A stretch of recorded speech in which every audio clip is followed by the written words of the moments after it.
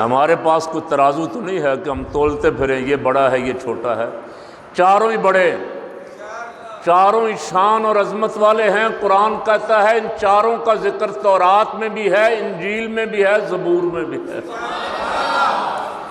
مثلہم فی التوراۃ و مثلہم فی الانجیل، فرمایا ان کی مثالیں، ان کے واقعات، ان کی جانثاری، ان کی قربانیاں، یہ جو داد شجاعت دیں گے بدر اور احد اور احزاب میں، فرمایا یہ سارا کچھ، اللہ فرماتا ہے یہ سارا کچھ ہم تورات اور انجیل میں بیان فرما چکے ہیں۔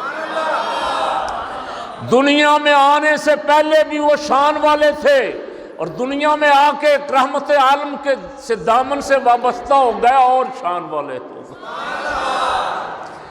اب 14ویں صدی میں کس کو یہ اختیار دیا جا سکتا ہے کہ وہ تولتا پھرے، وزن کرتا پھرے؟ کیوں جی؟ ان کو شان نے ان کے رب نے عطا فرمائی۔ کملی والے آقا مولا صلی اللہ علیہ وسلم نے ان کو شان عطا فرمائی۔ فرمایا انا مدینۃ العلم ولی بابھا، انا مدینۃ الحکمت ولی بابھا، میں علم کا شہر ہوں، حکمت کا شہر ہوں، علی المرتضیٰ اس کا دروازہ ہے۔ بے مثال عظمتیں جو احادیث پاک میں علی المرتضیٰ کی بیان ہوئی، فرمایا کرتے تھے قرآن پاک کی ایک ایک آیت کے بارے میں مجھ سے پوچھو، کون سی آیت کہاں نازل ہوئی ہے، کون سی رات کو نازل ہوئی ہے، کون سی دن کو نازل ہوئی ہے، کون سی آیت کا شان نزول کیا ہے، کون سی آیت کس کس کی شان میں نازل ہوئی ہے، مجھ سے پوچھو۔ اور ظاہر ہے وہی کہہ سکتا ہے جسے علم کملی والے سے ملا ہے۔ ہاں، کملی والے کا علم بھی بے حد و حساب۔ مولا کائنات علی المرتضیٰ شیر خدا رضی اللہ تعالیٰ عنہ، میں عرض کر رہا تھا کہ کسی میدان میں کوئی دشمن بھی انہیں جھکا نہیں سکا۔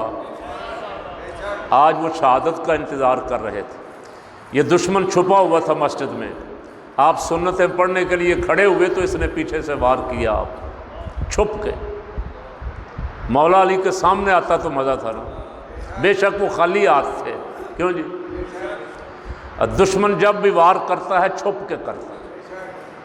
سید الشہداء حضرت امیر حمزہ پہ بھی چھپ کے وار کیا واشی نے، سامنے آنے کی کسی میں ہمت نہیں تھی، اور مولا علی شیر خدا رضی اللہ تعالیٰ عنہ کے سامنے آنے کی بھی کسی کی ہمت نہیں تھی، چھپ کے وار کیا، نماز میں تھے آپ۔ اللہ اکبر۔ کسیرا میسر نہ شد سعادت، بقابہ ولادت بمسجد شہادت۔ ولادت کعبہ پاک میں ہوئی، شہادت مسجد میں ہوئی۔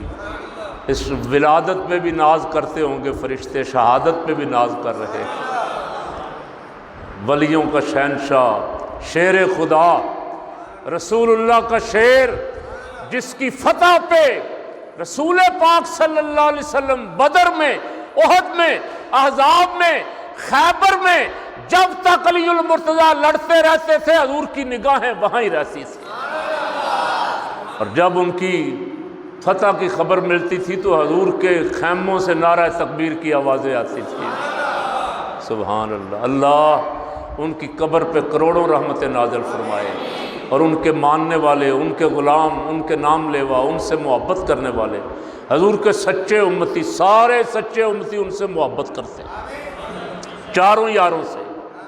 اعلیٰ حضرت نے فیصلہ فرمایا، فرماتے ہیں تیرے چاروں ہمدم ہیں یک جان و یک دل، تیرے چاروں ہمدم ہیں یک جان و یک دل،